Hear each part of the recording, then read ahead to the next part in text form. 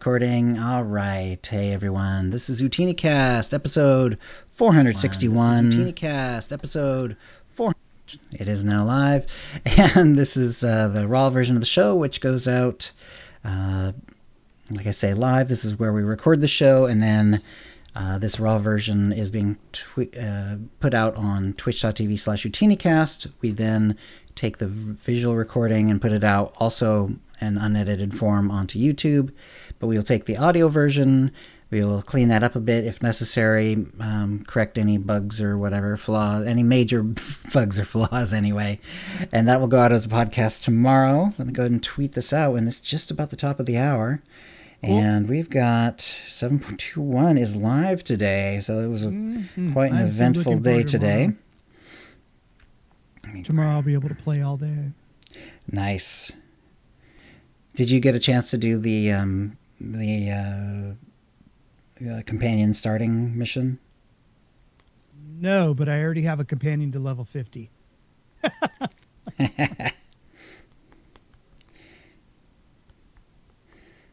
right. I wanted to do it on stream with everybody. Right. I did it on my little stream today. Nice. And I did it on both sides. We'll talk about that. I won't give away anything too important or anything. I'll just... Spoilers, chill. There we go. All right. Tweeted it out. Yeah, so we're about ready to start the actual show. Let me get a little water. 160? No. 461. Refreshing. You do have the show notes, don't you? Yeah, I do. I was just looking for... I was looking on Twitch. Ah, okay. Did I put it right? Yep, you got it. Okay, good. It was me. User error. All right. Okay. Yeah, Kitty, if you're ready to go, that way we're not tempted to accidentally say stuff that we should be just putting out on the show. I know, the longer we keep wanting to talk about all of the 721 stuff. All right, then let me have a little water and I'll get us going. Going game 5.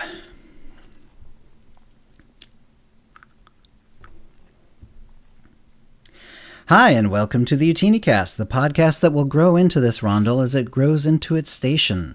This is episode 461, being recorded on Tuesday, March 28th, 2023. I'm your host, Chill, and with me is my co-host, KittyKissz. Hey, Kitty. Hello, Chill. Hello, chat. Hello, listeners. Yeah, and we've got 721 live today, so let us know what you've been doing the last couple weeks leading up to it and what you've managed to get done today before the show. Okay, so... do start with? Well, I got to play some of the 7.2.1 today, and with that the season started.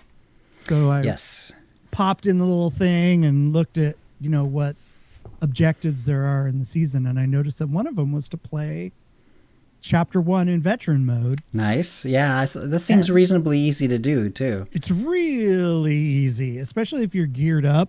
Do it on a stealther. You can really blow through that puppy. Yeah, if you do it on stealther, you blow through. I did it on a guardian, so even so, super quick, really easy. Yeah. And I noticed, I don't know if it was me, maybe I need to. Well, I guess I can't run it again on the 32-bit client because that doesn't exist anymore.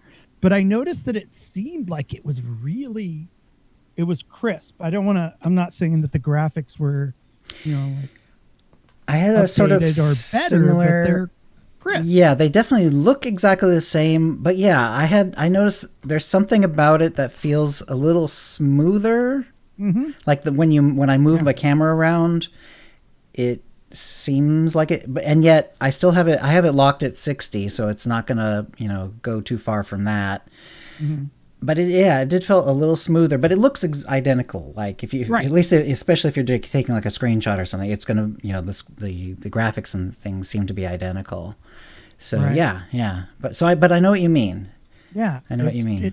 It seemed like it was running great. Mm-hmm.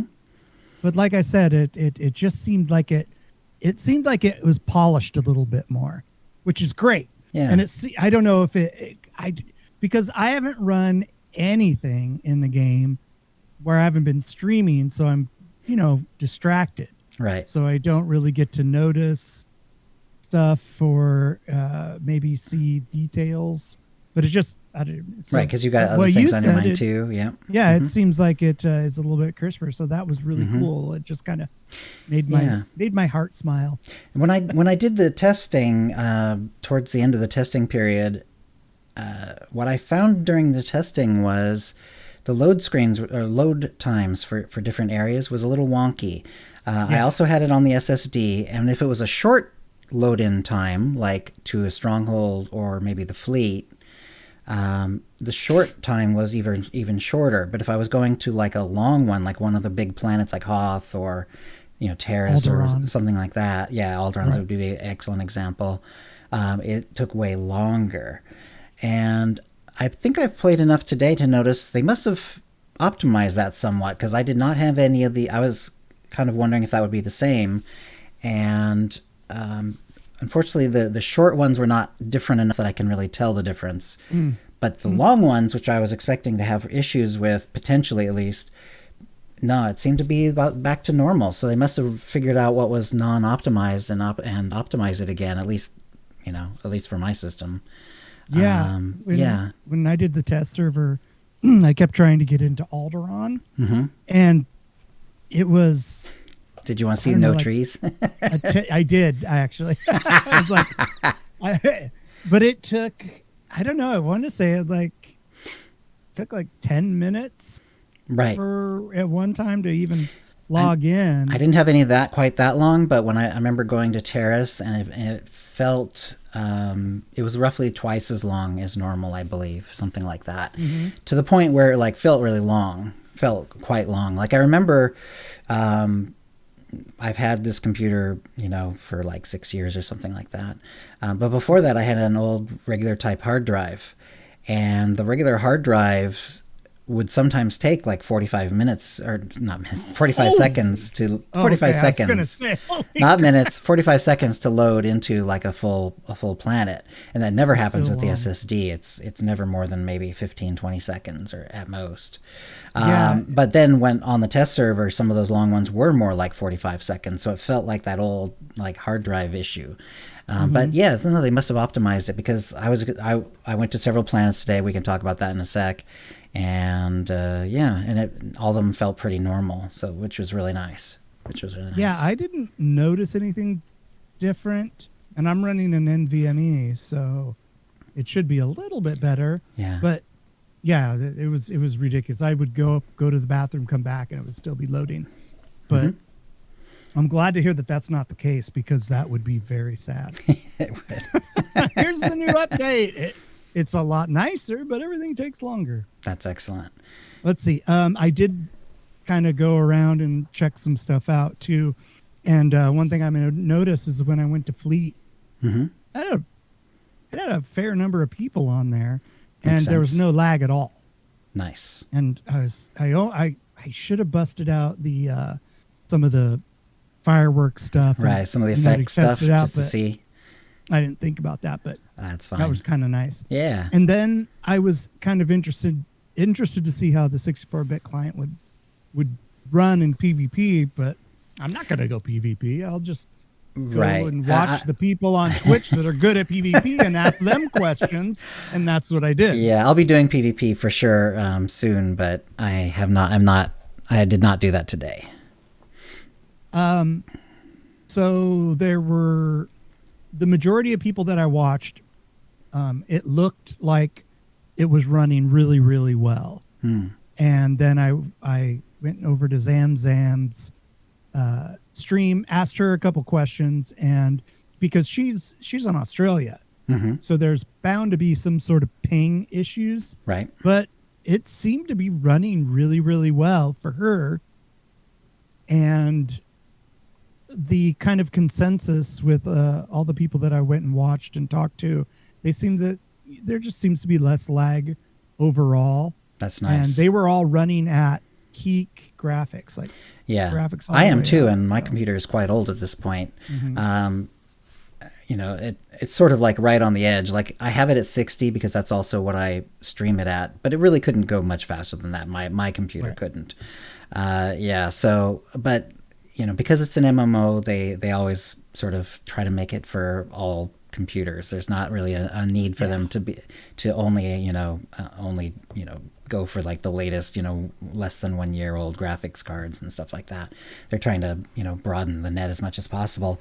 And they have to. And what they've always done, and it's a good trick, and other MMOs have done it too, is they use the art direction. Like there's an art style to SWTOR, which makes it not quite like, it's not super photorealistic, but it looks really good, and it looks realistic in its way, but it's more of an animation realistic, but although it's pretty close in some cases to like photorealism.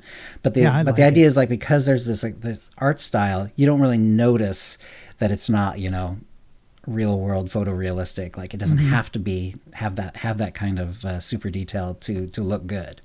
And it'd be very taxing. Yeah. Exactly. So, and so no issues with lag, and it sounds like you didn't have any troubles. Oh, go ahead. There were some on their end, but it was, just kind of, I can't say for sure if it was ping or if it was computer, but all in all, the 64-bit system seems to be working really well. Nice. And I'm looking forward to giving it a shot. The first thing I did when I logged in was buy one of the new outfits, which was the Wasteland Tech outfit. Oh yeah, interesting. Okay, it's a nice looking one.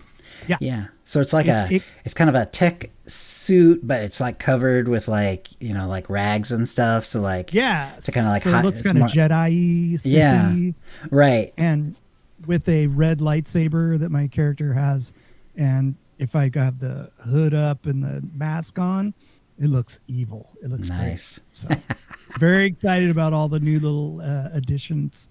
So very nice. I was like, oh, I need that. I'd never seen it before. I saw it and I was like, yeah. Luckily, I had enough cartel coins to, and didn't hurt too bad. But I think you're way ahead of me on this. But something that I've been doing recently is, because I've got a lot of credits, is every once in a while, maybe a couple times a week, I'll go into the GTN and I'll look up armor sets, and I'll just sort them by lowest, and I'll just see if there's anything cheap that I don't happen to have unlocked. I do that and all the time. So I've gotten where, like the last time I did it, I only found one, all the way up to like I think it was 100 million credits or something like that. After that, it's like I'm being a little pickier. I don't have that many credits, but like if I find a bronze set and it's like 3 million credits, I just grab it. I don't even look at it first. I just grab it. And the nice thing is it'll when you hover it, it'll let you know it's gold if it's unlocked for your account already. And then if it's locked, it'll be a different color, but it's always the same color. But then you just looked at it and it'll either say locked, or it'll say unlocked for this character or unlocked for another character. Yeah. And if it's unlocked on any character, I don't care, because eventually I'll buy the unlock, or I can buy the unlock immediately if I need to for some reason. So and some of those are inexpensive. Yeah, or they can be, or like sometimes they would be more expensive, but someone's just putting it up a little cheap, and it's like, great, that saves me 20 million credits or whatever. Right, and a lot of the older armor sets unlock for pretty cheap. Even though there's still a lot of inflation in the game, the fact that everyone's unlocking all these seasons boxes, and that they become and then you can GTN them. It's increase the supply, and that has helped bring the price down, at least especially of the bronzes, because you get a lot of those bronze boxes to open, and to a lesser extent the silvers, and to a lesser extent than that the golds. But to some degree, it's at least helped with all of those. So I used to go on and wake up in the morning, go to the GTN, go to armor, and just scan. Do it exactly what you said. Go to lowest price to highest price, and just go down, look for shit. And sometimes if I would see something that, because if you do it a lot, you start to kind of get an idea of how much things are in general. That's true. And I would just pick stuff up that would that you thought was cheap enough to I'm resell. like, oh, that's kind of cool. I'll get that and do a giveaway or something like that. But I spent many, that's nice. many a day going through that. Nice. It's fun. And in fact, the other day, there was a mount, the spiky. Yes, I do that with mounts too sometimes. The spiky guy was on sale, and I go, oh, I don't have that one. That's cool. And I went, wait a minute, let me check the GTN, and I found it on the GTN for a steal. And I was like, ooh, that means that it's going to be cheaper because it was on sale. Because some people are happy to put it on sale. It. That's nice. Yeah. So now, and I like it a lot too. It moves really cool, and I'm like, oh, why didn't I buy this before? But whatever, I got it now. Nice. But a great thing about going through and doing all that armor stuff and doing the, just going through there a couple times a week and looking for the lowest price stuff is that you can start getting a lot of gear, like armor sets and things, mix match them. And then when a sale comes along for like unlock sale, some of those things are only, 20 cartel coins to unlock. Right. And 200 at the and most. whatever it is, it's still going to be 50% off, which makes it really worthwhile in a lot of cases just to go ahead and unlock it just on the off chance. It's really, and that reminds me of something. And I've still been logging into all the servers. Like I just stay in that habit. Now the Galactic season's back up, so it's even more important. So I've started doing every season, making sure I get 25,000 a day. Oh, I got to do that today. Yeah, because if you do 25,000 a day, and you don't miss any, then you will essentially get to 200,000 because that would be 8 times 25,000. And as long as you hit 25,000, you go a little bit over, and then you multiply that times 7, you pretty much get to 200,000. It's like you're basically there. So basically you've gotten that weekly and then the daily every time. And it really does add up. Like even if you do nothing else, you'll get really close to the end of the season just from that. If you start right now and you just go all the way to the end of the season. What do you do over there? Like what specifically? It really doesn't take that long. I usually... because now it'll depend. You need 25,000 conquest points, which means you're going to have to look at the characters on those servers. Now, if you have no characters on those servers, the first thing to do is get a level 10 character so you can start getting conquest points. It doesn't take that long. Even with no, legacy unlocks and stuff like that, I can get a level 1 character to level 10 within like an hour. It's pretty quick. Then you go to the fleet and blah, blah, blah, or go wherever you want. Let's just assume low-level characters because that's what I've been doing anyway, and I think most people would be unless they're going to like roll over level 80s from other characters from other servers. But that's that's a more expensive way to do it. So let's say you're like level 10 or whatever. So you need some conquest points. Well, first of all, you're doing the daily login stuff. So you'll occasionally get gifts. You can give gifts to your companions. Right.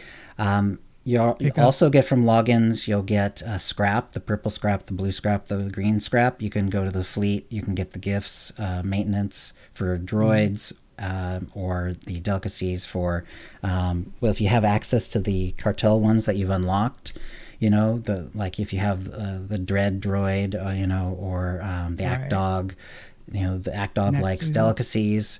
Loves them. The Dread loves, maintenance gifts. You can do those, and that's a real easy way. You just give them, like, if it's purple, it's like 1 purple, and boom, you've got the whole level. You got the influencer. Yeah. You want to get the influencer because it's like the easiest one to get. That's a good chunk of XP, or not XP, but conquest. It's like 14,000 conquest or something like that. Giving a gift at low levels also gives you some conquest points. So those two together will get you out like 16,000. You go to your stronghold, get a stronghold if you don't have one. You should be able to get it because like there's also things that you get from daily logins that you can put on the GTN actually, and you can make tons of money that way. Worst comes to worst, you go get some maintenance gifts and you put those on the GTN, stuff like that. Anyway, so you get a stronghold. Actually, a lot of times some of them will, if you spent cartel coins, some of them will be unlocked and stuff like that anyway. Actually, that's not quite true, but But anyway, go to the stronghold, do a deco, like 5 times deco. Just pick it up, pick it up, pick it up, put it 5 times, and you got a couple more thousand. And if you pick a stronghold that has a taxi like Rishi, which I always do, you take this taxi. Yeah. And the taxi gives you like another 1,800. And if you do just that, you give gift, and then you give the gifts enough to get the influence level up one on any companion. You do the decos and you take the taxi. You should be at like 26 or 27,000 conquest points. And you say, well, you multiply that. It might be a little low, but what you're also doing is you do crew skills, and then every few days you'll get you've done 5 crew skills daily.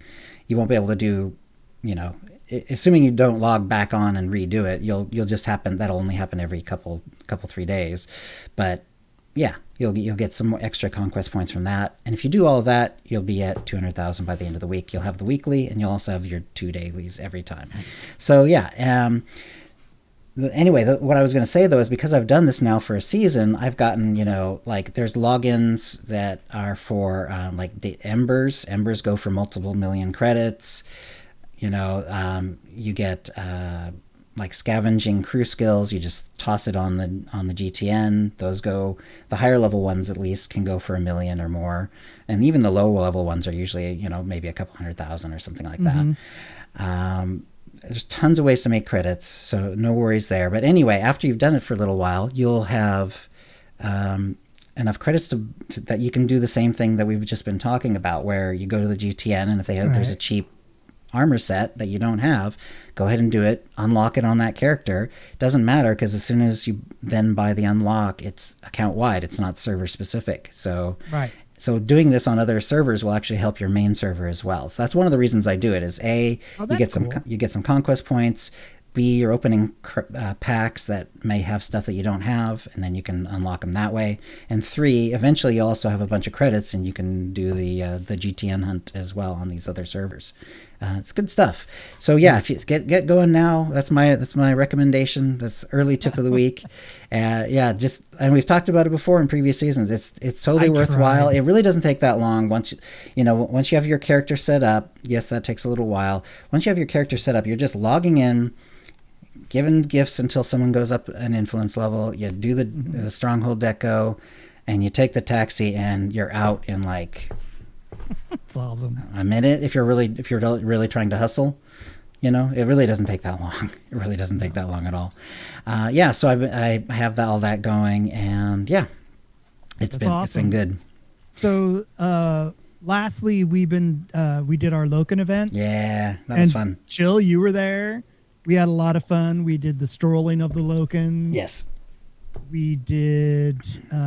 What else did we do? Didn't we do a? Oh, we did the whole Rakul event. Tunnels. Yeah, we went to the Rakul. We killed the world boss for the Rakul stuff. Right, not the operation boss, but the one What's of the his name? Something Horn. Yeah, right. One of the big champions. Thanks, babe. The big champion that that was fun. Runs around. It was really good. Thanks. We also killed some of those other champions that are like not named, but they are champions, and they have like over a million hit points. And I actually got I can't remember the name of it now, but I got one of the rare pets, which was really cool. Yeah, it was a Rackling, of course. Fungal. It was fungal Rackling. It was actually a pretty nice looking one too.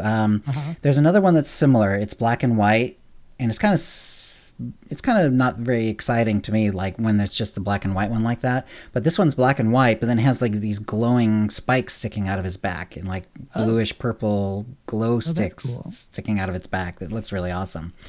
That was a really fun one. Yeah, and I had also the day before gotten my Loken companion on my Loken, so we had we were all twinsied up, and it was just tons of fun. It was really fun. It's just really laid back, really funny. We go to Fleet and we walk around in RP mode a couple times, tagging everybody we can with snowballs and whatever, and then we pick someone out that's on Fleet and we surround them and then dance around them until they run away.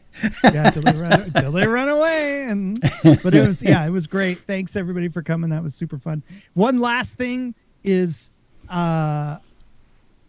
I'm looking forward to the D&D movie. Yeah, that'll be fun. I have plans to see it too.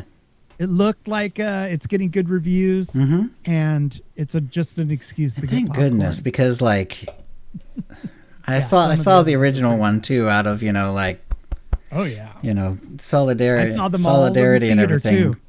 Yeah. Nerds unite.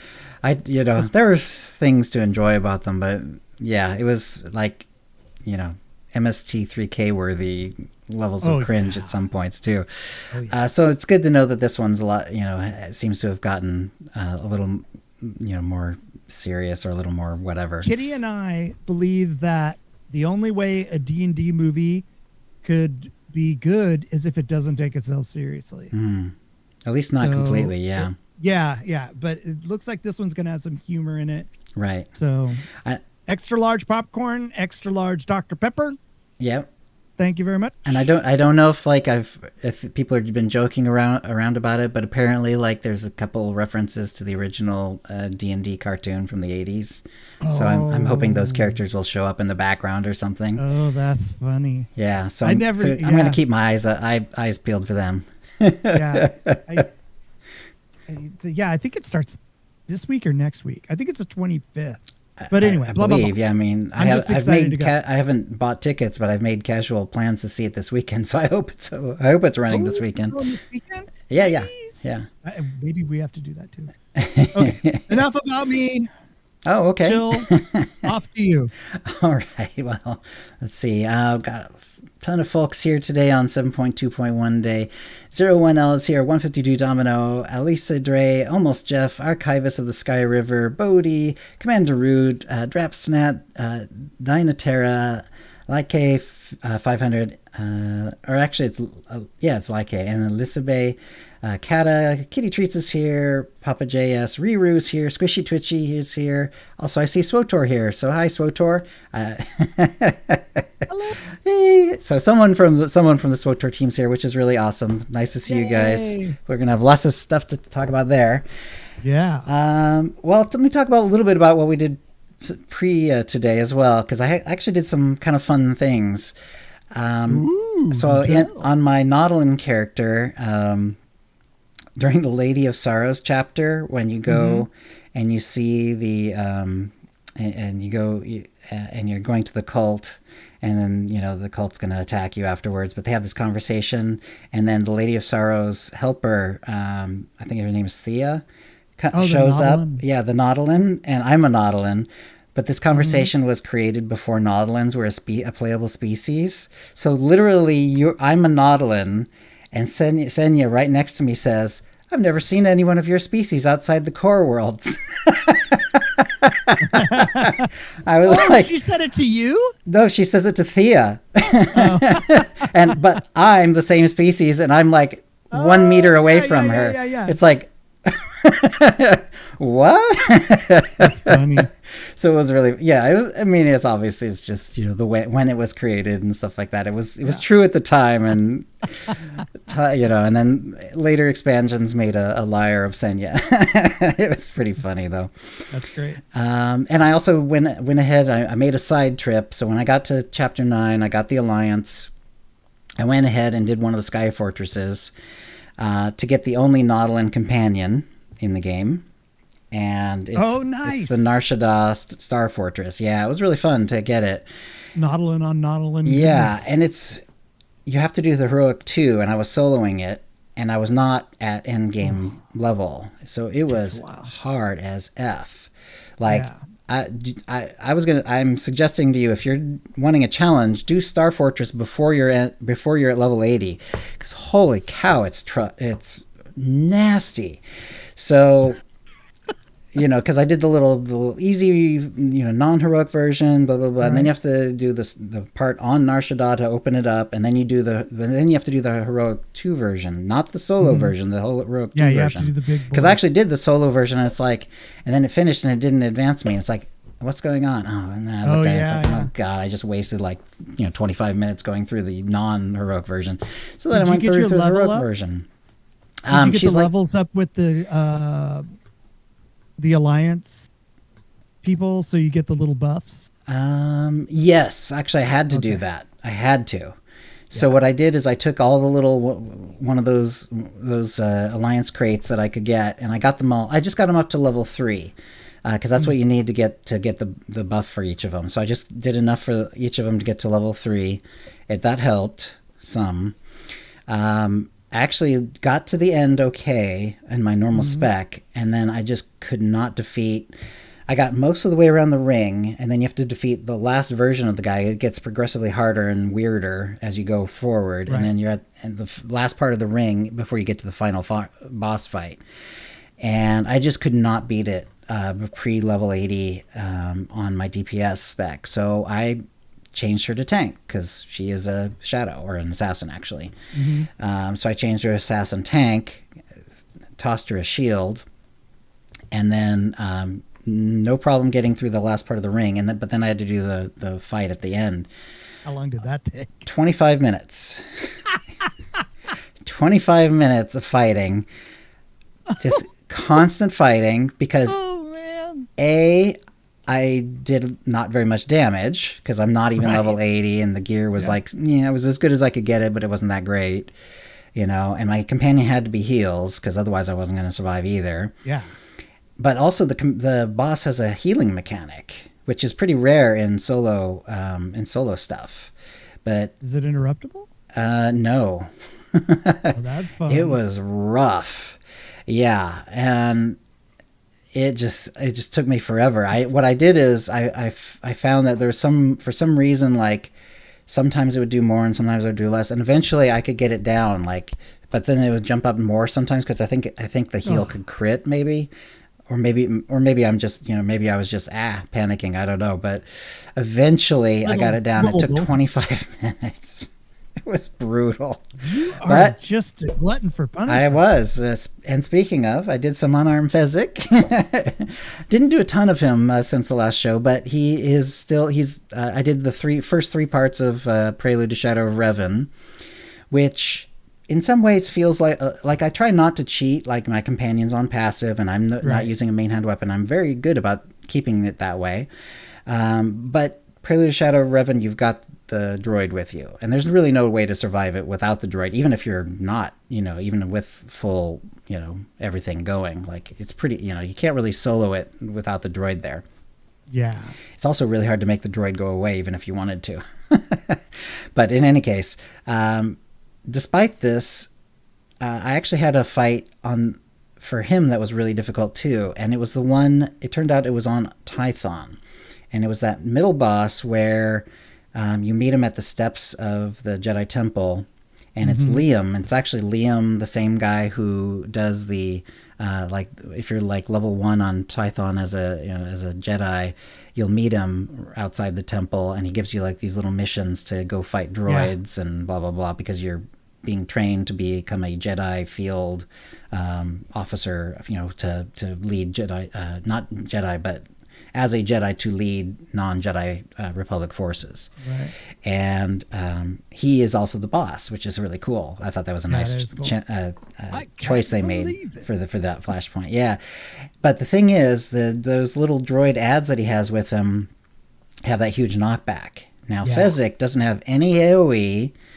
He doesn't have any way of damage. He does very little damage on his own. And these droids they keep coming and coming, and you get them low enough, they self-destruct and whatever. That part wasn't too bad, but they have this knockback one, and it's a huge knockback. It's actually really fun to get hit by it because you go flying. Yeah. Problem was, the droid, my combat support droid likes to taunt, which means he likes to have threat, and he's also dumb as mud. So he keeps getting knocked back, and if he gets knocked back in the same direction a couple times, there's actually an invisible... There's a leash range, essentially, where the fight resets. So he gets knocked back, and all of a sudden, everything disappears, and Liam's back at the top of the stairs at full health. That happened twice to me. It was like, I was getting so frustrated with it. But I figured out, okay, so what I did is I stopped I stopped using the kid gloves with my taunts, and I just started taunting on cooldown to try to keep everyone, either Liam and also I also taunted the droid sometimes, just keep them near the stairs at all costs. And every time they ran away, just taunt them again, just bring them back. Right. And of course the droid would taunt him right back sometimes, because he has a pretty short cooldown on his taunt too. Oh my god, what a pain in the ass that was. That fight took a long time too, because of the resetting. Yeah. Didn't exactly die, but like the resets were like, it felt like a death, because it was like the end of the fight and it would restart again. It's such a heartbreaker when that happens. Yeah. Like, oh, we almost wait. Oh, and he was really low too. Like the first time he reset, he was like below 20% health. It was really nasty. So it was like, I had a lot of fun on the Loken too. First, before the event, I did go out and got Loken back. And it's been a while since I've gotten Loken back on someone who wasn't just an agent who can walk up to him and say, "Whoosh, you're coming with me, bud." Come on, let's go. So you do the thing. There's some materials he likes. He gets them up to 10, but then he gives you this mission that you have to go to the Rekul tunnels. You have to plant things in 4 different circles, and there's like a 30-second ambush at each fight, at each spot. Not too terribly tough, but it was fun to do and see again, and go back and got him and made the fun little green outfit and for the event, and it was a lot of fun. Yeah. And thank you, you and Kitty gave me a platinum level dual blade, the one that cool. Has the effect on it, which is really nice. Rolling the wheel of stuff. Yeah, that was fun. So thank you for that. That was really cool. You bet.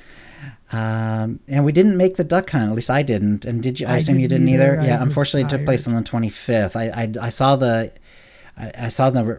announcement for it too late, and then also it was just this last week I had my son with me. So despite it sounds like I've done a lot of stuff, but actually, especially the last week, my playtime has been very truncated because I've been spending time with my son. But I'm sure they had fun. It's always a blast. I hate to miss it too. I really do try to make an effort to go to those events. But maybe we'll have to get so tired. See. Yeah, maybe we'll have to get a report from Ducky or Deck or someone. Yeah. And then today 7.2.1. I got the new companion on my 2 mains. So I did. It was 60 cartel coins to unlock. I did get the Mek-Sha stronghold. Oh, you did. I had my full 15. Yeah, because I kept trying to find things to buy on the thing, but because I've been so good about being subbed the whole time, most of these are old sub benefits and stuff like that, and so there wasn't a lot that I could actually buy down on. So it actually costs 14, so you need 14 out of your 15. I guess that makes sense, because the other ones are a little there was 2 of them, and also they're very small. The Mek-Sha one is not huge, but it definitely feels like a lot bigger than the fleet ones did. Oh, it does. Mm-hmm. Cool. And it's also clearly meant to be for both Empire and Republic, where the others are you kind of have to have special permission to go in to the opposite side one and stuff like that. Feels very Mek-Sha. I mean, it has that whole sort of made from shipping containers sort of vibe thing, cyberpunky. And it's got some ramps and little rooms that you won't know they're there until you turn the corner, and then it's oh, there's another room over here. And as where you zone in, actually, and there's 2 different. You can actually set it at the upper level or the lower level. It starts at the lower level, but there's also a little reset, so you can make that your zone in place. Oh, that's cool. If you like that one. It's kind of similar, but it's just up higher. Both of those places have a nice little overlook to see, some version of Mek-Sha. The world map seems to only show the stronghold, so I'm guessing that this is just a nice look, that it's not actually showing the. It's not trying to show the live Mek-Sha server or anything like that. But it looks really cool looking out at that. And I like some of the the awnings look like they have some cool awnings that look like someone chopped a parasol and stuff like that and put it up and stuff like that. It's a little on the dim side. I wish there was a few more brighter areas. It has that sort of like Mek-Sha grungy feel, and the lighting sort of reflects that. So it's appropriate, but there are times when it'd be nice to have like a few more bright areas to really, if you want to have something that's sort of to highlight. But there are lights, there are light decorations in the game, and they do in fact sort of light up the area. Not terribly efficiently in my experience, but you can in fact increase the light in an area somewhat with the decorations. Good stuff though. It was a lot of fun. And so I ran the companion on both sides, and I won't give any spoilers except to say like it is the same companion, despite the fact that like that when you do the first companion, you'll be like, oh well, we're going to our home world. Well, can't do that on the other side because you can't do Tython or Korriban on the opposite side, right? So what's that going to be like? Well, it's going to be the same thing only on the opposite side, but it is the same companion. It's not like two different versions, one for Empire, one for Republic, or anything like that. It's kind of cool that it's an alien speech again companion. This one though is not Huttese. I won't say what it is, but you can figure out what it is from what it sounds like, and B, when it starts talking about it's a he.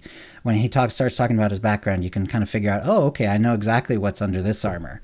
So it's pretty cool.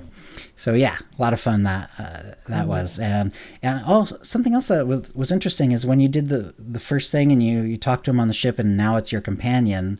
At that point you can send him out on crew skills like that and stuff like that, and he shows up on that list. They also give you one like little green gift that you can give him if you want. So oh, nice. Yeah. So and I did it once for two reasons. One, I want to see like how high it would get him. It was like level 7, so 1 to 7, not bad. Not bad. The other thing is I wanted to see if the one gift was be enough to unlock any more conversations, and it wasn't. So it wasn't enough to do that. However, I did notice when I did the second character, the gift that it gives you is actually legacy bound. So I guess if you wanted to, you could actually kind of build up a bunch of those gifts. They're only green, and they're only going to get you kind of so far. But if you wanted to get someone up a little bit faster, and you didn't mind doing that same mission a few times, which really doesn't take long once you get used to it. I guess you can get some influence up that way if you wanted.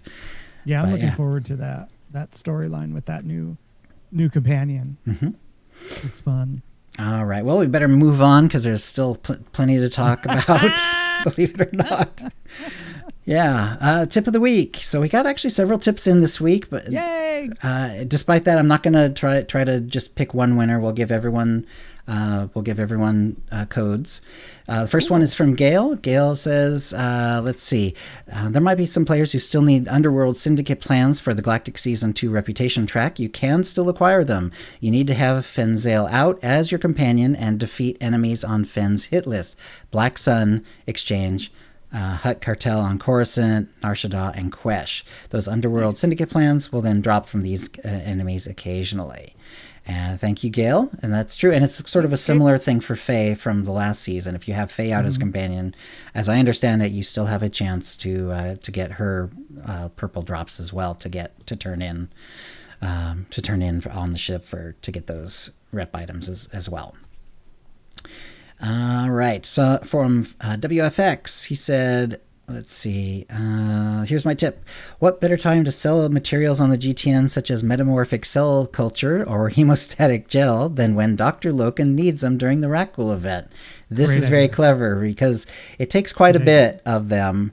When I did it, I actually tried because I had a reasonable amount of all of them. This is all level 9 stuff. It's the green stuff, blue stuff, and purple stuff from level 9.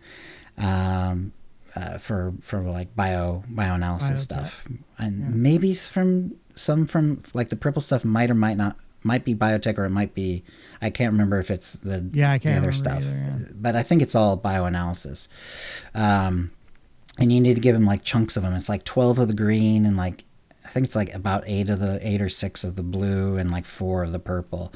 I found that it was kind of painful to do the purples and the blues. Like it wasn't really worth it to me. You gain the same amount of rep. So if you have the green stuff, just give them the green stuff. So another tip of the week. But this is a great idea. Like, wait for those weeks to come out and put a bunch of that stuff up on the GTN, because people are going to be looking for it for sure. Sure. Because, if you don't have it already, it's really annoying to get. So thank you, WFX, for that one. And from David, he says, my submission for tip of the week, to get the Crack Shot Master achievement in GSF, use a bomber with only rail turrets, and then don't fire your other weapons. So basically what this is like you have to have a certain like accuracy, essentially. And so this is like actually a really clever way to do it. You just choose one weapon that's really, really simple to hit with, and you're good to go. Very nice.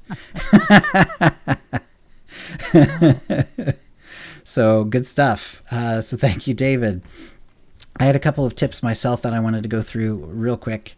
One thing is something I think I might have mentioned it on Mek-Sha recently, but I've done it on the last couple of characters that I've taken through Mek-Sha. So you have the GSI satellite support buff, which everyone knows it gives you a heal in combat, which is great. The other thing it does, though, is it gives you 250% XP buff for exploration. So what I do is, at the end of Mek-Sha, when you're about to go back to Keylander Station and talk to either Suresh or Mar, don't go there quite yet. Keep your GSI satellite support buff. Make sure it's on.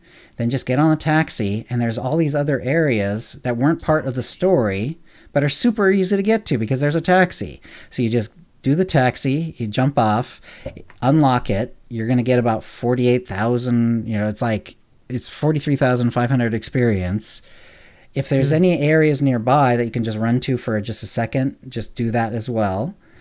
Then just jump on the taxi, go to the next one. There's about 7 or 8 taxi locations, and then about 4 or so easily unlocked sub locations. So I found that it's about 11 simple dimple areas to get, 43,000 XP each. So you're getting about 500,000 experience, and this is at 5 minutes. So 5 minutes, you get 500,000 experience. It's also crazy. If you have your ship, you can go there before you start the missions if you want to collect an extra couple levels. Go there before you even go to Mek-Sha. So if you can get there at level 12, go at level 12, and you will pick up some easy levels that way.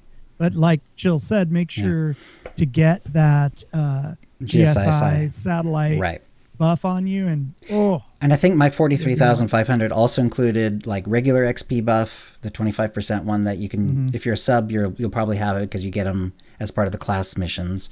And then also I usually do the area exploration XP boost. You get another like 30% buff for that, and that one's actually relatively inexpensive. With credits, it's like 40,000 credits total. It's like really low because you're not going to get that much value out of it usually. But on Mek-Sha, you kind of are. You might also check your login rewards if you need an XP boost too, because they drop from that. They do come from that. I think this is a 3 hour. A little bit more than once a month. You should get like 2 of them at a time, and they are the 3 hour version, which is really nice. And they're legacy bound, so you just stick them in your legacy. That's right. Legacy storage. And if you're a stealther, you can really get around easy. You might actually get aggro because you're too low a level if you're going there at like level 13 or whatever. But it's good. Yep. Good stuff. Good stuff. Quick. All right. Another one is that I also came out, and I just wanted to, and I actually added to the show notes just right when I realized it, just because I wanted to make sure that I didn't forget about it. So the covert energy gloves look is really important if you're doing any sort of like, any sort of space Barbie, basically, because it's the look that gives you your hands back. Like you don't have to be wearing gloves. You can just have your hands as a look. But you need the covert energy gloves look, and there's the covert energy set, and it's really hard to get that set nowadays. Like it doesn't even show on the GTN. Yeah.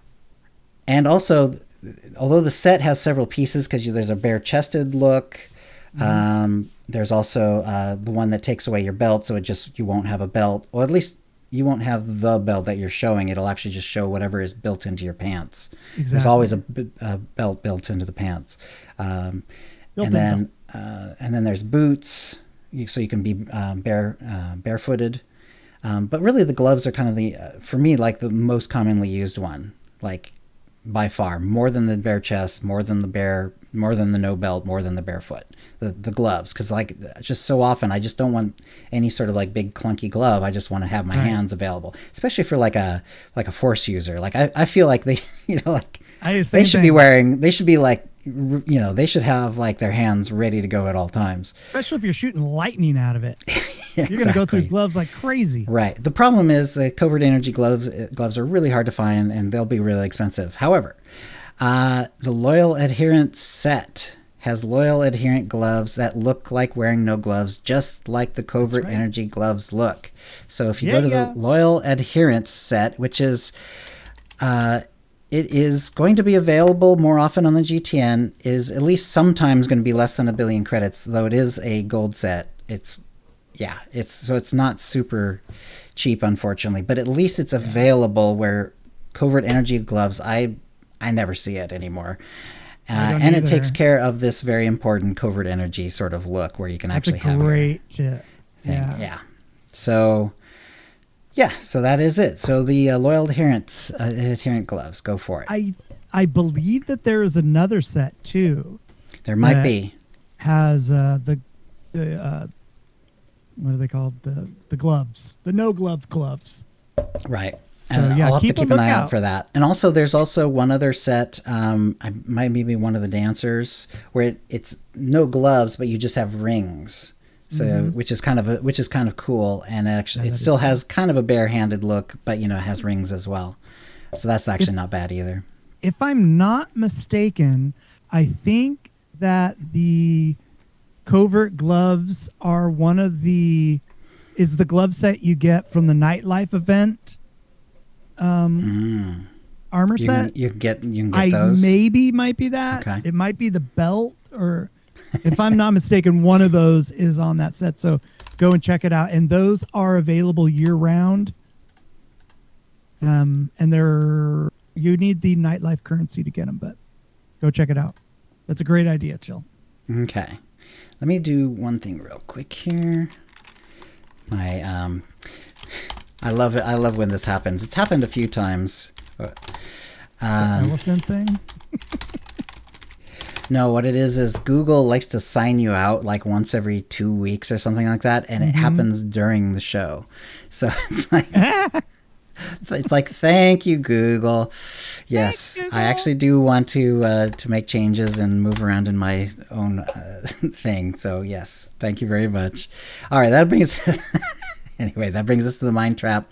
Oh, wait. If you would please send your tips to OotiniCast@gmail.com before the next show for a chance to win a Tonfron or an M8 3R pet code or an M2B9 pet code, courtesy of Bioware, plus a 450 Cartel coin giveaway. That is Ootini@gmail.com. Yep. So all three of those folks who send in tips, we'll all get both of those, and I appreciate it. That will bring us to the mind trap. Thank you, Kitty. I appreciate that, because I did kind of skip right past that because of the little logout thing. So, before this happened a week ago, before 7.2.1 dropped, we asked the question, once the Mek-Sha stronghold becomes available in Galactic Season 4 of SWTOR, are you going to get it? And if so, will it likely become your main stronghold? And I only said likely because, no one really knows until you actually get there. Right. But yes, so the answers were yes and likely main stronghold, yes but unlikely main stronghold, and no, of course. 278 votes, pretty good, especially for recent numbers, which is really great.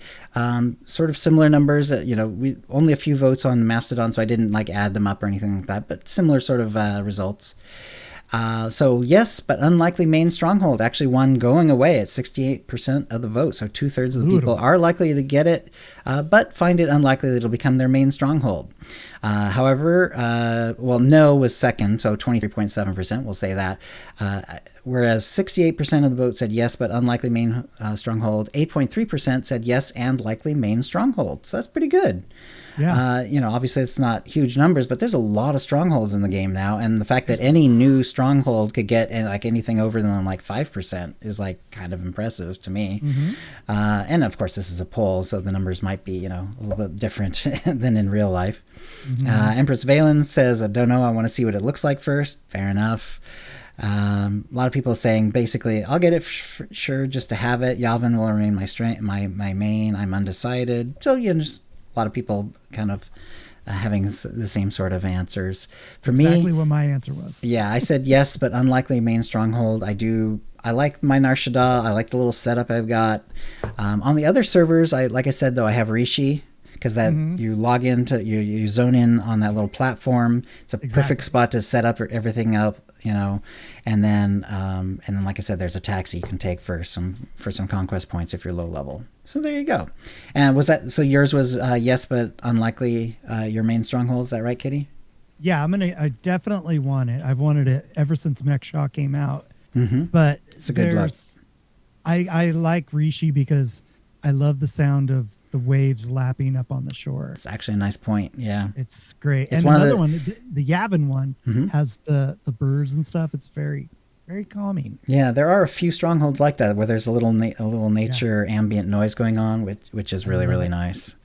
So excellent. All right, and then we're gonna move to no Cantina talk this week or anything like that because we still have lots of 7.2.1 stuff to go over, believe it or not. We did talk about a fair bit of the stuff in general, but 7.2.1 is live.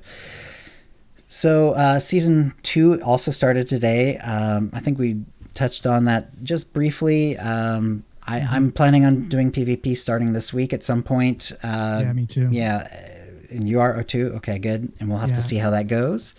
And how the lag feels and so on. Apparently it's going pretty well, but it'll be fun to see firsthand. Sure. I think I got a little bit more than halfway through last season, even though I started very late and I didn't try to max out in any case because I had real issues trying to get like the arenas, like the goals were set too high for me. So I just stuck with war zones. So I wasn't even completing everything every week anyway. So I remember you telling me. And even then, I managed to get more than halfway through I think it was by quite a bit, but not that much, but more than halfway there. So anyway, so hopefully by starting earlier, I can get all the way through it this time. Galactic Season 4 starting at the same time. Now they've been talking on. It sounds like this is maybe the last time that these two will line up. Like. It sounds like they're not necessarily trying to make the PvP seasons and the Galactic seasons line up every time. So this might be the last time that these two start at the same time, which is fine. Galactic Season 4 did also start, however, today, and it's called A Passage of Peace. Oh, yeah, and that's the other thing. Like we've had, Faye is sort of like neutral or maybe neutral, slightly dark. Finzale's pretty, underworld criminal. Season 1 was sort of like neutral to dark, maybe it felt like. I'm trying to remember exactly what the flavor was for Season 1's companion.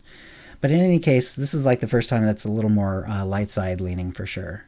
So it's called A Passage of Peace, and you're joined by Amity, a Force user on a pilgrimage. And so to progress through the Messengers of the Cold Moon reputation track and earn new rewards such as the brand new Mek-Sha hideout stronghold. This is also the Credit Economy Initiative, and we've talked about it before on the show because they did give us some advanced warning of what they're implementing. A quick recap, some of the costs. Some quick travel now has a credit cost associated. A minimum of cost of 100 credits, maximum of 5,000. The cost to travel is dependent on the distance traveled. Didn't do a lot of like quick travel-y type stuff, but I did I happened to do on Zyos, and I pulled it up just to see. And so first of all, when you hover it, it's going to show what the cost will be, so you'll know. On Zyos, which is, reasonably late. It's not like, you're super low level at doing Zyos dailies. And it was still less than 1,000 credits. I think it was 950 or something like that. Let's see. So Priority Transport Terminal now costs the original planet travel cost to transfer between daily areas. Travel to strongholds now costs the original planet travel cost to transfer between planets. In other words, if you want to get to Nar Shaddaa, you can't just go to your Nar Shaddaa stronghold and then dump yourself out on Nar Shaddaa for free. It will cost something now. But only if you weren't at Nar Shaddaa originally. If you're at Nar Shaddaa, you go to the Nar Shaddaa stronghold and you can come back out. It should not cost anything, as I understand it. Repair cost formulas have been adjusted so that repair costs increase in relation to item level. I mean, they've always kind of done that. I'm not sure exactly what the difference is, but apparently they were not happy with how it was ramping up or whatever. So we'll have to keep an eye on that. Durability of equipment should be lost at a lower rate for death, but a slightly higher rate for normal gameplay. So you might notice if you're just doing dailies, when you end up repairing your gear, you shouldn't have died for doing dailies, I would hope, for the most part. That should be a little bit more expensive, but if you're going into an operation and you're banging your head against a boss, hopefully it won't be quite as expensive. So not too bad.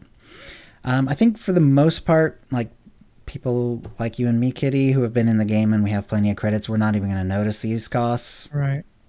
And in fact, one time I actually did something where it told me that there was going to be credit costs associated, but you could just turn off the warning for future occurrences. Yeah. So I'm just going to do that. But yeah, obviously there's going to be some edge cases for new players who just don't happen to have credits built up yet, and it might be an issue.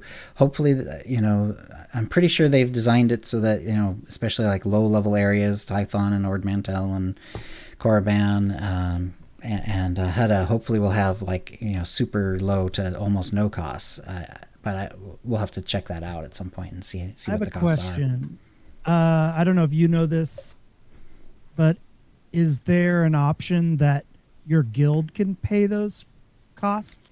Not that I've seen yet, but that's actually a pretty clever idea. It'd be the equivalent of because there is something for the guild to do repair costs. So yeah, it'd be that would help to turn out a lot. Yeah, guild pays for travel costs. Yeah, that's an interesting idea. All right, the 64-bit game client is here. Yay! So there's quite a bit of patch notes, and of course, a lot of them are so minor things that we don't necessarily want to talk about on a podcast, but there are some interesting stuff here. The game will automatically boot up in full screen windowed mode. This can be changed to the player's preference in settings, so if you're not used to that, this may feel a little unusual, but this is how I play it normally. I don't play true full screen because I need to be able to get in and out of it to talk in chat and stuff like that and work on my, work with my stream and blah, blah, blah, blah. So I definitely want it to be windowed, not windowless. But I would never play pretty much any game with a border, like a window, an actual window border. So yeah, it's pretty much and I'm sure that it's pretty much going to be the most common setting. So hopefully you won't notice an issue, but if it's something other than what you like, you can change it.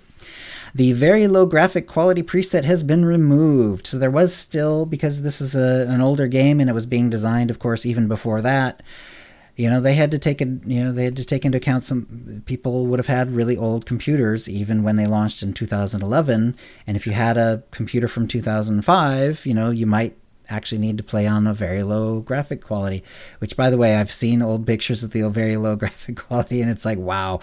You do. It's like no one's going to be missing it. Let's put it that way.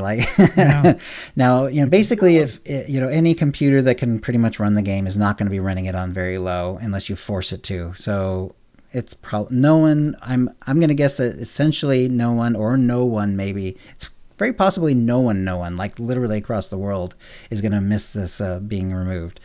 But if there is anyone, it's a very much an edge case. For being might be time to update. Yeah. For players who use laptops, the game will default to using the dedicated GPU. That's interesting. GPU, what's? Oh, the graphic card. Yeah. In other words, I guess maybe it was sometimes going for like the onboard stuff, which would have been pretty bad. Mm-hmm. The frame rate limiter has been fixed, so players can request the max frames per second through the graphic settings, which is pretty cool. However, the one thing they did alert us, and I don't see it here, I think it's somewhere else. It's starting at 60. So So when you get in, if you don't like it at 60, change it to something else. Do that. Yeah, I actually have it at 60 because well, first of all, my computer's old enough that at ultra settings, that's pretty much what it does anyway. And then also, that's what I'm streaming at.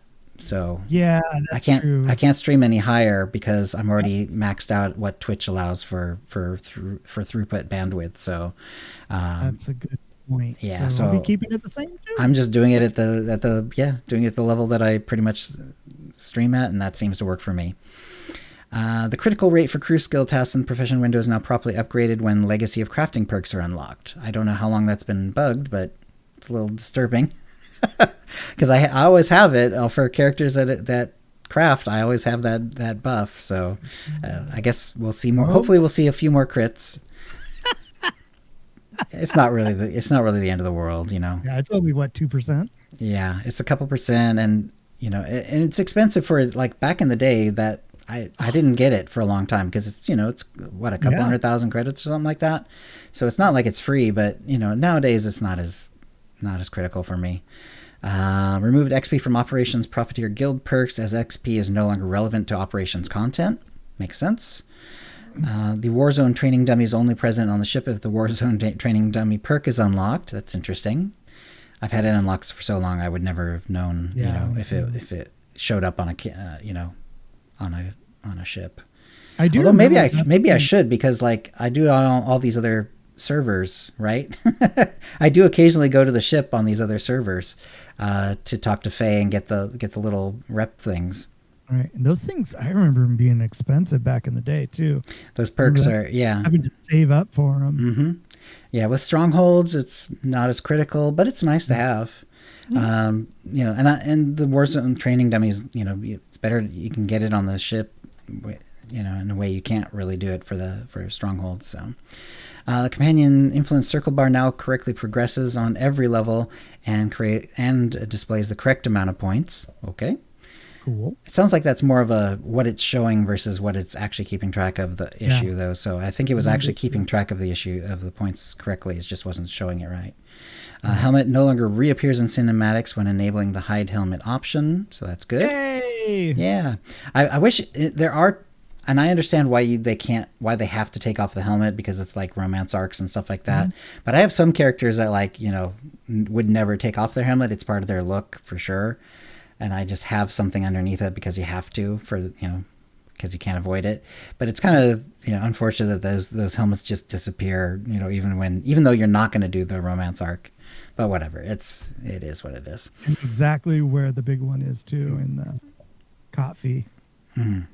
Where your helmet comes back on. It's not the helmet that you're wearing cosmetically. It's your is it? Helmet. Yeah. It's a generic helmet? Yeah, you're just hey everybody, and your guy pops out with a helmet. That's funny. Yeah, Zen says this is not the way. Yeah, exactly.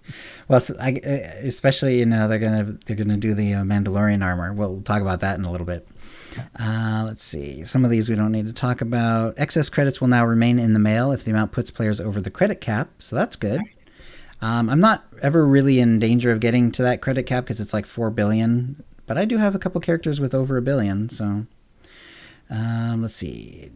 Players will need to close and reopen the mail to see the remaining credits, though. Let's see. There's some texture fixing and typo fixing. We see this on a lot of patch notes. Let's see. There's another one. Ooh. Mouse sensitivity has been lowered for new players, so that's interesting. You can also use the mouse wheel to adjust the mini-map zoom. That's kind of cool. Great. That's something that I would consider doing, except for the fact that I'm too used to doing what I'm now doing with it. I have my mouse wheel connected to my targeting. So I target next or target closest. So down, which is kind of towards me, is target closest, and then for rolling the mouse wheel up is target next. Oof. And for me that works really well. In fact, because I have that's right, I didn't talk about it. I got a replacement for my Nostromo because my Nostromo had a button that started to go funky on me. So it's still basically the same thing, only it's a Razer Tartarus V2. And yeah, I'm very happy with it. It has more buttons, but other than that, it is very, very similar to the Nostromo. but it also, like the Nostromo, it also has essentially a mouse scroll wheel. Wow, that thing is yeah. And so I use great. I use that one for friendly targets, and I use my mouse one for enemy targets. So anyway, yeah. So I've got my little mouse wheels all taken care of. They're not going to be doing any map zooming anytime soon, but it is possible. Put that thing on a glove and just strap it on. Yeah, I really like the new one. The extra buttons are a little far away, so I'm not using them a lot. But yeah, I really like it. It also has it has upgraded color changing things, like little LEDs underneath it, and so I have it changing to all the colors of the rainbow. Sort of, I don't know if it's random or not. I haven't really bothered to check, but it's really nice. I actually had to tone it down because like at full volume it's really bright, or full brightness it's really bright. Yeah, it's kind of crazy, but it's really pretty. I can't really show it to you right now. It's a little awkward. Let's see. That is crazy. Enemies in combat are now correctly displayed on the overlay map, so that's interesting. I'll have to watch out for that, because like the overlay map, that was like a slight disadvantage. It was never enough for me to go back to the mini map, but like I could not tell like which enemy, where the enemies who were aggroed were based on that, the new map, because it doesn't show.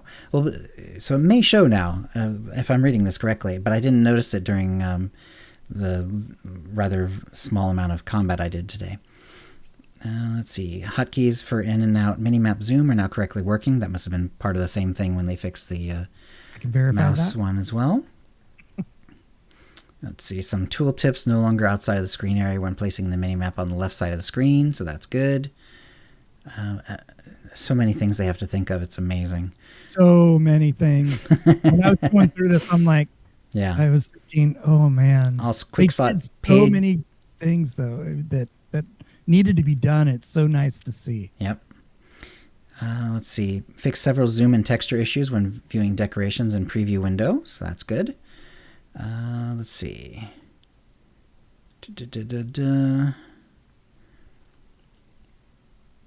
It's now possible to expand and collapse the currency tab. That's interesting. That's really cool. Because there are a fair number of them nowadays. Yeah. Outfit slots are now displayed in alphabetic order, so that's nice. Outfit name no longer resets when checking and unchecking the show gear's outfit option and unlocking a new slot, which is really good. Fix an issue where outfit or slot names are reset when closing and opening the outfit or window. That's good. I've never happened to cross that one, but that would suck. Let's see. Especially since like if it defaults to the generic one, you really can't. You have to click them all individually to find out where your outfit is, which means essentially you have to rename your outfit, or else it's completely, it just becomes a random where it is on the list. Let's see. Fixed a few issues on Runic which is really nice as well. There's a button now on Runic for players to travel back to their ship. Using the travel button in the activities now sends the player to the Runic dailies, which is nice. Yes. It is now possible to use the mounts in the Mandalorian's encampment area on Runic. That'll be nice. Oh, that's going to be so nice. Turrets are no longer floating on several planets: Alderaan, Belsef, Makeb, and Tatooine. And let's see. It is now possible to click through decorations in edit mode. Players can now click on hooks covered by rugs. That's probably a good idea because, I could see that being an issue otherwise. Good luck getting anything put on a rug other than the rug itself if it's down already. So, all right. And let's see. We've already kind of talked about the economy stuff. Yeah. Let's see. Enlighten. There's a few more bugs things here. Let's see. The following items now have die slots: Master Ores, boots, and belt. Oh yeah, I seem to remember that. I remember seeing that set, and it's like, oh, that's interesting because I had like a really bright die when I was previewing it, but the belt didn't showed very normal. And I was like, oh, that's interesting. It's not really dying much. And then I looked and it didn't even have a die slot. It's like, wow, that's weird because Master Ore is a reasonably recent set. Let's see. See if there's anything else. A lot of these, we're now down to the nitty gritty. I just wanted to see. We've kind of hit the ones that I knew we wanted to hit, but let's see if there's anything else here. Going through too. Yeah, exactly. Let's see. I think that's good enough. There was some combat style updates, but I went through them and it's all visual effects stuff. Yep. There's not really any balance changes that I'm seeing here at all. It's all just like like for example, tactics for Vanguard. The visual effect on the target of thermal detonator ability no longer persists if it's detonated by another effect. Fix the visual effect of the flaming fist ability. Stuff like that. It's all visual stuff, which is fine. Saboteur fixed the visual effect of blazing speed ability. Marksmanship fixed an issue with sniper volley animation. All that sort of stuff. So little visual updates for a lot of the and almost every class, and not necessarily every spec, but every class seems to have at least one or two of these little visual updates. So probably a visual upgrade for almost everyone who's playing, which is nice. And yeah, that's great. Yeah, in Bloodhunt, the encounter with Joss and Valk, which is the married couple that loves to argue, in Bloodhunt no longer resets if a companion is defeated. So that's good. I never had that happen. Yeah, my companions only died a few times, but I don't remember it ever resetting. That would suck. I think it's got knocked off. Yes, they can get knocked off for sure. Let's see. Torian Kadera no longer appears in Showdown on Runic cutscenes if the player didn't previously save him. That's probably for the best. Is that a ghost? And let's see. Yeah, just all right. Some players, enemies now die when they're supposed to die. Blah blah blah blah. So arenas and war zones made adjustments to matchmaking to make it more likely that large groups are matched up against each other. They talked about this on the PvP preview that they did probably 2 episodes ago, I think it was. Maybe 1 episode ago. The PvP and Warzone button on the utility bar now displays the correct message: you are in a queue for Warzone arenas when the player who is not the leader of the group is in a queue, which is good. Player's discipline now correctly appears in the sent battle record window. Class buff no longer disappears when queued in a match group with at least 2 players of the same origin story. That's funny. Let's see. It is no longer possible to open the Galaxy map during a PvP match. In other words, you're going to have to escape the normal way if you really feel like you have to leave the war zone. Let's see. So Alderaan Civil War. Increase the area around the nodes where attacker and defender points can be earned. Increase the periodic points for given for defending to 700 up from 500, and increase the attacker defense points given from kills to 500 up from 250. So quite a bit more opportunities to get some medals, which is great. All World's Ultimate Swoop Rally. Let's see, they're now visual. Yeah, that's not terribly important. Okay, Galactic Seasons. All players will now correctly receive their unclaimed free-to-play track rewards via mail. Nice. Galactic 2 Season 2 weapons now appear under the correct categories in the collection window. Fae, or Phalanx, Galactic Season 3 companion now uses the time to double down bark. That's funny.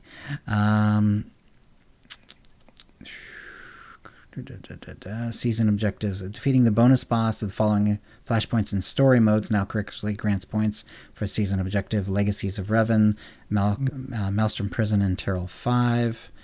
And completing the Terrell 5 flashpoint without defeating the bonus boss is no longer completing the season objective Legacies of Revan. In other words, it was kind of giving you the bonus boss for free, essentially. That's funny. Oh, yeah. Yes, but no longer, apparently. Let's see. Same for PvP seasons. Like we were saying about the Galactic seasons, players who participate in the PvP during the season starts are now receiving unclaimed rewards and in-game mail. I always thought that was a very clever thing too. Like, it's something that that they had to think about and they had to implement, and because like people are going to forget, or they were going to go through and claim everything, but then they just got busy or the computer went down or whatever. And now at least they get all their stuff in the mail after all. Adjust the amount of medals needed in a match to earn full PvP season points to 7, down from 8. So that's going to help, because I can't tell you how often I've won a match and still only got 7 medals, and didn't get to advance the other mission as well. The requirements for the following achievements have been reduced to 12, down from 25: Arena Advocator and Warzone Warrior. Yeah, so it'll make it a lot easier to get some of these weeklies done. Hold the Line medal is now awarded under the correct name instead of Offense medal. Let's see. After completing 4 out of 6 objectives, the last 2 remaining objectives are grayed out to warn players that they meet the objective cap count for that week.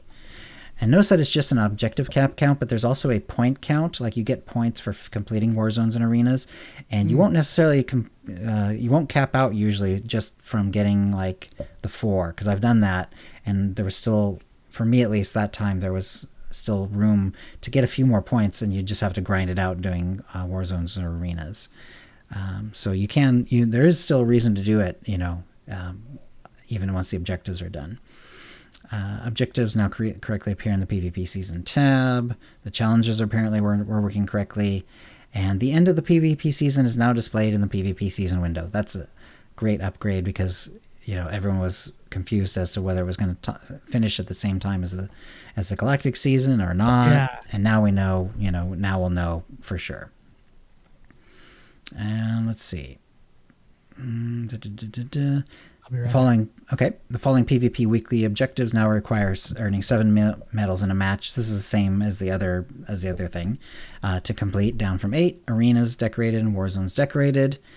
And yeah, let's see. Is there anything else? Convert ship. Okay. Eligible players. Right, and also eligible players who have participated in the last phase of the public test server will receive the Opal Voltilla mount in their in-game message when 7.2.1 launches. And so if you did the test server and you did the PvP, because it was basically PvP during a certain period of time.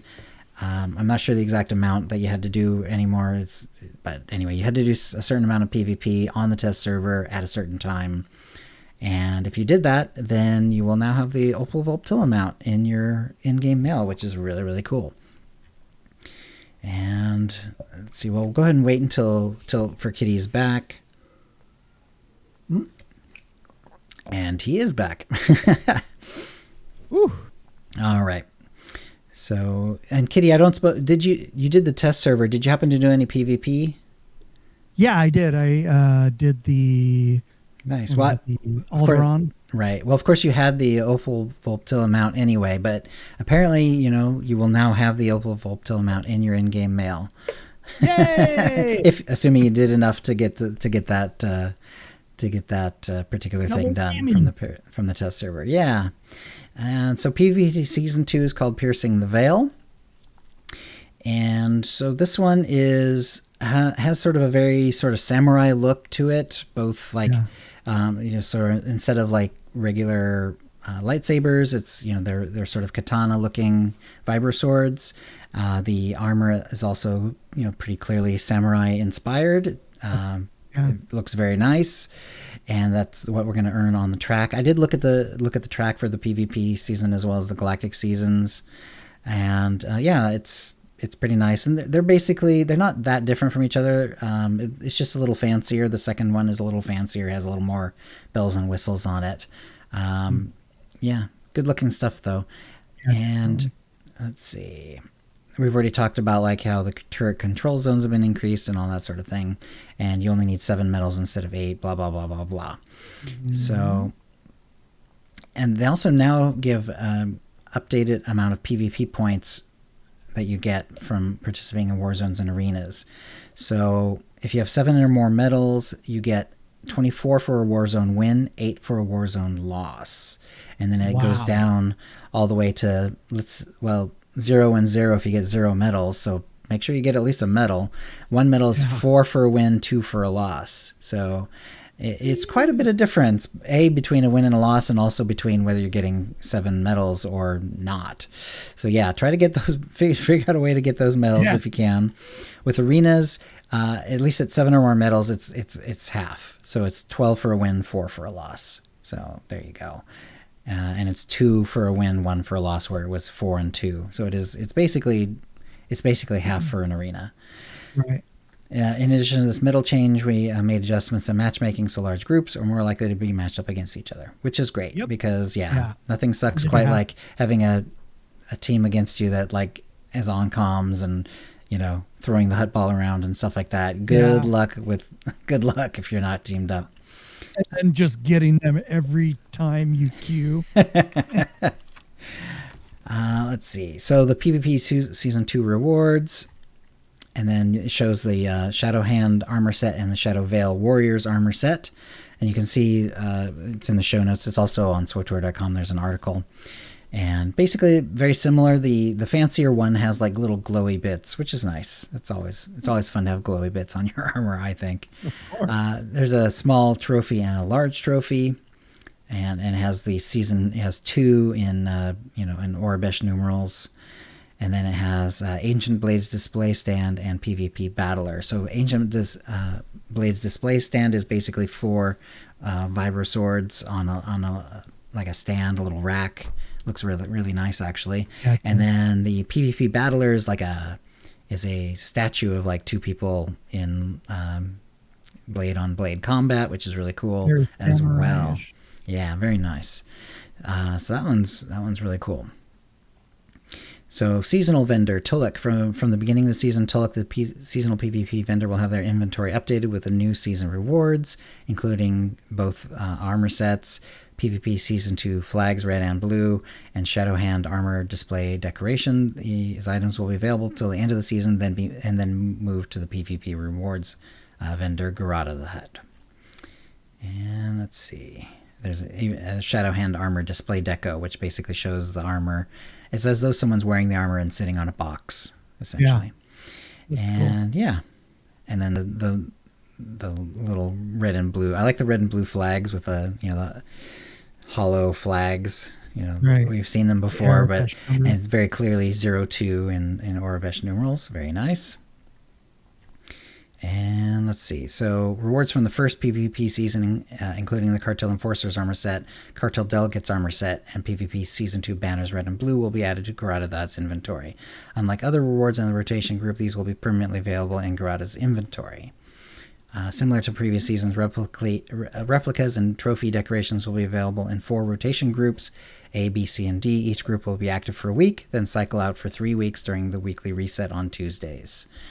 And there you go. Let's see.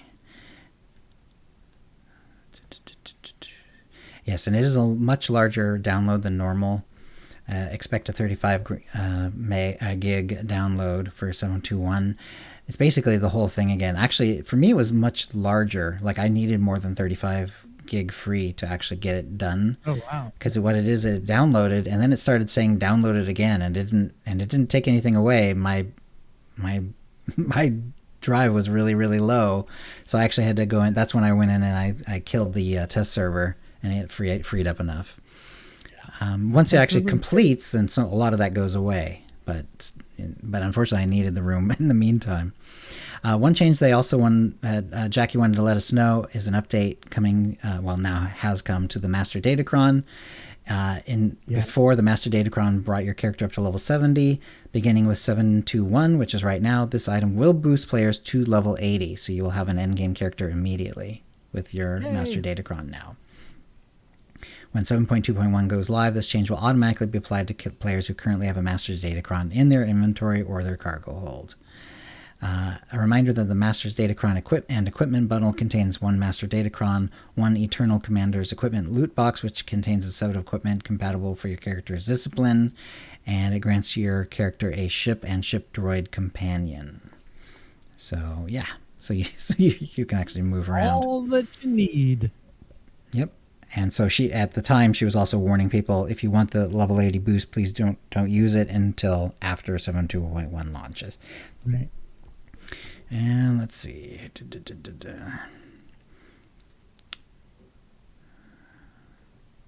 So we already know all of this stuff, which is perfectly fine.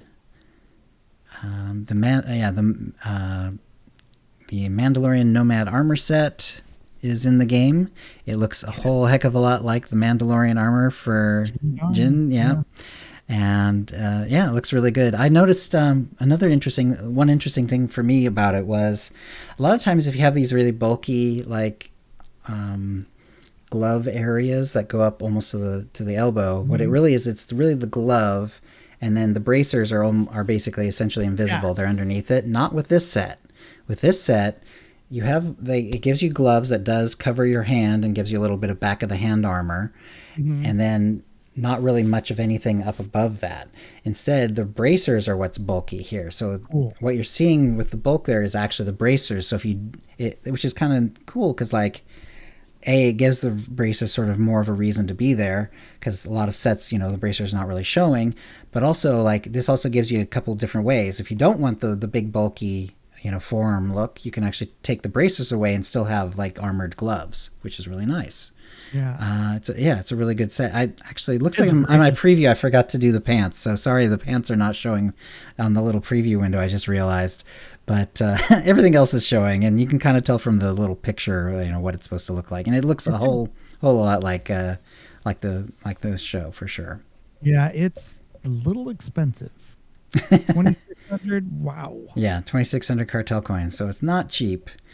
Let's see. So day one, pretty smooth. They had a 5-hour window set for the launch.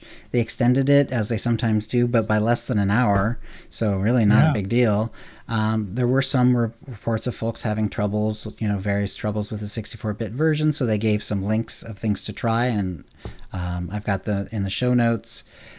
Basically, it kind of lets you know some things to try and also some things that you might need to update through Windows, and it gives you some Windows, Microsoft Windows links. They also found some sort of mail system trouble, and so they turned the mail system off in game, which was really interesting because like you could see your mailbox and you could try to click on it, but nothing would happen. Like it was like it had become a non-clickable item, which was very weird. And this was, and so even if you had mail, I had one character who had some mail because as it turns out, some things had sold on the GTN. Just couldn't click on it for that time. But they did bring it, they actually brought down the whole server because they needed to apply some sort of patch. And then it was like half an hour, 20 minutes, something like that. It wasn't down very long, and then it came back up. And then I actually did go back and just checked it, and it was back to normal. Click on the mailbox, get the mail out. No worries. I was pulling stuff off of the GTN and went to go grab it, and what? Oh no! But I just figured, when something like that happens on a launch day, that there's going to be some sort of bug. So they took care of it. Yep. And so some of the things that they've been seeing with issues for the 64-bit client, your antivirus program may pop up with an alert. Players are encouraged to update their firewall/AV settings to allow the app to work. You do not need to disable it. Players may also need to remove compatibility settings, as this was tied to seeing an empty server list upon login. And basically you go to your installation directory /launcher in SWTOR, and you're essentially looking for retail client /SWTOR.exe. You right click it, you click on properties, you go to compatibility, and you uncheck run this program in compatibility mode. And this helped me back when it was in test servers. And it's working fine for me for this. I didn't have to uncheck it, or I'm not even sure if it's still unchecked or not, or if that was only the test server version or not. And in any case, something about running it in compatibility mode was having issues for some people, and that included me. But I did not have any such issues with the live version today. Yeah, and if you guys are having issues with this, these are all in the show notes, so feel free to find them, and hopefully if you're having issues, you can solve it with this. Right. And they did update the system requirements for the game, so that's interesting. It now needs to be Windows 10 or later. This is obviously not something that would have even existed in 2011. No. And it has to be the 64-bit version. The processor, I love this, has to be an AMD Athlon 64 X2 dual core 4000 or better, or an Intel dual core Duo 2.0 gigahertz or better, which is like, you've got a really old. Those are some pretty old systems. That's old stuff. You need 6 gigabytes of RAM, The Old Republic requires a video card with a minimum of 1 gig of onboard RAM, as well as a support for shader 3.0 or better. Wow. Examples include NVIDIA GeForce 610, AMD Radeon HD 7450. Yeah, it's like old stuff. You need 75 gig of available space on hard drive storage, and you need an internet connection. So yeah, it's still pretty, those are pretty easy to get nowadays. So. Yeah, those are really easy. But it's cool that they actually updated it. So yeah, it's great. They also said that some other issues that might happen is it's possible that the necessary DirectX 9 is not installed. Please install to the June 2010 DirectX runtime. And there's a link that they have on there in SWTOR.com that you can find. It's also in our show notes, but whatever, it's all good. Not everyone has access to our show notes, just mostly the Patreon folks. Once the files are saved, then you have to run the setup.exe file manually, which is funny because like how often have you had to manually install something like that? It's not very often anymore. We are also receiving reports that players are running at 60 frames per second despite having a different rate selected. To resolve this, select a different rate and then change it back to the desired setting. So if you don't want it 60 and it somehow seems to be stuck on 60, try changing it to something else. Let it set and then reset it to what you actually want, and then hopefully that will fix it. Yeah, so 7.2.1 has cartel market editions. Of course, we've already talked about the Mandalorian one. It's called the Mandalorian Nomad Armor Set is the official name of the one we were talking about. And and you mentioned the Wasteland Tech is what you got, right? Yep. That's a really cool set, yeah. Yeah, it's really cool. It dies really well as well. Does it? Okay. Is it mostly the outer stuff that dies, or is it the metal part on the inside? Or is it a little of both? The brown areas kind of stay... It's hard to say because I use the black main dye color that you get from the Cartel Bazaar. Oh, I see. There's no secondary. Right. So I don't know exactly what it would do if it had a black on top. But anyway, it looks good with the black primary. Right, yeah. Primaries are going to dye it really, really well. Nice. Let's see. So in addition to that, there is a gaffy stick, Elite Raiders gaffy stick, which is really cool. So yeah, I mean, there's long been sand people uniforms in the game, and now there's a proper gaffy stick. I think there's been sort of gaffy stick like sort of bits, but this is very gaffy stick-ish. Yeah, this is gaffy stick. Like this has the actual like little like wood nub on the one end and the pokey metal bits on the other end and everything. Yeah. The nub and the pokey. The nub and the pokey, like you want. Jundland Cycle Rifle and Sniper Rifle, which are basically two slightly different versions. And like Jundland, sort of indicates Tatooine. And yes, it's very like musty, crusty, dusty, old-fashioned-y looking rifle. It's a very particular look. And I guarantee there are people who want that look in the game because it is. Oh yeah. That is also very Sand People-ish as well. Let's see, and then there's a whole other set: B3-K2 blaster pistol, and a sniper rifle and regular rifle as well. Mm-hmm. And the AK-47. Yeah, they all have like banana clips, which is interesting. They have banana clips with like a little see-through glowy bit and it seems to glow the color of the crystal, I'm guessing, because it's also the same color as a couple of the little bits on the side, too. I'm not exactly sure how else to describe it except for the banana clip part. It doesn't really look like an AK other than that, necessarily, although... it's in the AK family for sure. So, especially especially the rifle and the sniper rifle are pretty AK-ish. Yeah. They look Kalashnikov. Like the Andor, the gun from that the rebels were using in Andor. That looks like an AK-47. Yeah. Cool. Maybe that's where they got that from too. Yeah.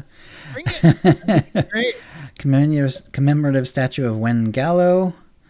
So that's one of the Manon folks. Mm-hmm. And then there's a couple of decoration bundles. Security offices decoration bundle. Let's see. And then the neutral ship decoration bundle, which is interesting. Has a lot of like sort of like cargo-y sort of stuff. Yeah, that looks pretty cool. Yeah. And then the Imperial console decoration bundle. Really cool. A lot of cool, a lot of screens and stuff like that. That one looks really nice. And let's see. I don't think there's anything, and they kind of repeat some of this stuff because we've already talked about Galactic Season 4. We've talked about some 2-1. So I think we're pretty good on all of this. There's the weapons are kind of interesting. They're very pink. Like all the weapons have sort of like a pink thing to them, and like especially the assault cannons. Like there's a lot of pink there. So if you want a pink weapon, like this is the time to get it, because I can't remember. I mean, obviously there are pink color crystals, but I can't remember. There's not a lot of like actual pink weapons in the game, so here's your chance for sure. That kind of pinky purplish from the nightlife event weapons. Right. This is a lot. That's more on the purple side, but it is on the pinky side too. I know what you mean. This was very pink though. Like this is like, this is like Barbie pink almost. It's very, very pink. And I actually like the sort of aqua color that they put with all of them as well, because like there's a lot of like aqua sort of highlights for the guns, and then the actual blades for the lightsabers are a really gorgeous sort of teal or aqua color. Really nice. I actually like the Galactic Seasons armor, both versions. It's sort of like a formal robe with like a heavy belt. It's like a heavily belted robe, but not exactly like a regular Jedi robe. You could definitely like dye it up and wear it on an Empire side as well. And then the basic one has a face mask that still shows your eyes, and then the later version has like shoulder pads and like bigger arm guards and stuff like that. But also the face mask is not it's actually a full helmet. It's like this sort of the same face masky area around the mouth, but it's an actual helmet that goes all around the face and covers the eyes as well. Yeah, they're really cool looking. I like both of them. Yeah, I like it too. Anything else, Kitty, that you want to see? Did you like the critter is kind of interesting. I haven't actually tried it out yet. I like it. Yeah, I like the free preview, but I haven't actually seen it, like what it sounds like or anything like that. He runs at a good clip. I thought he was going to run like a kind of a bantha. Mm-hmm. A little short, a bit more of a step to it, which nice, which I like. Yeah, I think it's cute. It's a cool looking one. I don't really know Odix's. I don't know where they're from or whatever, I have but no idea. They're cool. And there is a vehicle one as well, just like last season, where there's a critter mount and a vehicle mount. And then this one, it's there's sort of similar-ish ones in the game. It's kind of like halfway between one of those Coriolis mounts, like you would get from like the old Operations and stuff, but it's a little streamed like down more, and it looks a little bit. It has like fighter pilot or a fighter ship sort of like, looks as well. You know what I mean? Like a snow speeder. It's a little snow speedery. Almost. Yeah, there's like a white and red version, and then like a really bright purple and pink and red version. Yeah. So yeah, I can't wait to see what they sound like too. Yeah, I always have fun trying those out and seeing what they sound like too. And there's some decos related to the event as well. And I already, having done the opening mission with them, I already recognize where some of them are from.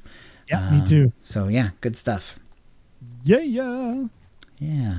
Anyway, 7.2.1 going pretty well so far, and I'm really looking forward to getting some of these rewards and trying out the PvP and all that good stuff. Yeah, me too. I'm stoked. I'm very, very excited about it. Yep. I can't wait to get up tomorrow and start messing around and stream it all day. Can't wait. All right, Kitty, is there anything else? Nope, that is all I can think of at the moment, Jill. Okay, then that's a show. If you'd like to play with us in the Utini Knights Guild on the Republic side of the Steel Sean server, or in our Utini Utini Rage. Guild on the Empire side, do a /C join Utini to join the Utini channel. Then let us know you're a fan of the show. You can email questions and comments about the show to OotiniCast@gmail.com. Follow us on Twitter using @OotiniCast or Mastodon @OotiniCast@mastodon.world. You can find contact details for us on our website, OotiniCast.com, which includes how to subscribe using iTunes, Stitcher, and the rest. We record the show live bi-weekly on Tuesdays, 4 p.m. Pacific, by streaming at twitch.tv/OotiniCast. Our theme song is Doomsday by Jean-Paul Zogby. And thank you to the chat room. Thank you, chat. And we'll see you next show. Zamzam's on. Oh, okay. Let's definitely raid Zamzam then. Give me just a second to get over there. All right. Manage the stream. Yeah, thanks everybody for being here. Yeah. Appreciate it. Don't forget to send in those tips of the week. OotiniCast@gmail.com. All right. 3, 2, 1. Thanks again. All right. And then I'll go say hi to Samsung before we turn our things off here. Although I'm gonna stop the stream. Stop the recording.